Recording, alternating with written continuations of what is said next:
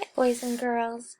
So today we have a learning goal that says I can add details to my writing and use transition words to move from one idea to another. So last week you learned about writing an introduction to your writing. So today we're going to focus on the next step, which is adding details. So the introduction sentence, if you remember from last week, is you get your reader excited and you tell them what you're going to write about. So my introduction sentence, for example, is I had a great day with my dog. So now my writing should be all about my great day with my dog. Adding details to my writing, I have to think, what did I do with my dog today that was great? Because that's what my reader is expecting to hear about.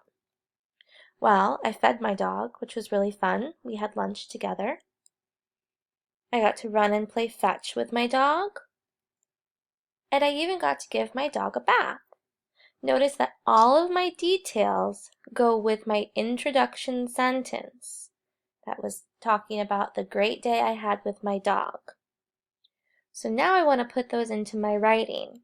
But first, in order to add details to my writing, I need to use transition words. You may be wondering, what are transition words? Well, they're words that help introduce each one of your ideas. So you might use something like first. So you would start your sentence, well, first, and then give your detail. You could also use words like next, then, also. And when you have your last detail, you could use the word last or finally. So now I'm going to add my details in my writing with transition words. So I'm going to use first. First, I got to run and play fetch with my dog. Next, going into my next idea, I fed my dog and had lunch. And last, I gave my dog a bath. Notice for each one of my details, I used a transition word. So it would look like this. In your writing, you would have your introduction sentence first. I had a great day today with my dog. Now I'm going to add my first detail with my transition word. Notice, here's my transition word, first. First, it was a great day with my dog because I got to run and play fetch with him. Here's my next detail with a transition word. Next, my dog and I had a great time eating our lunches together.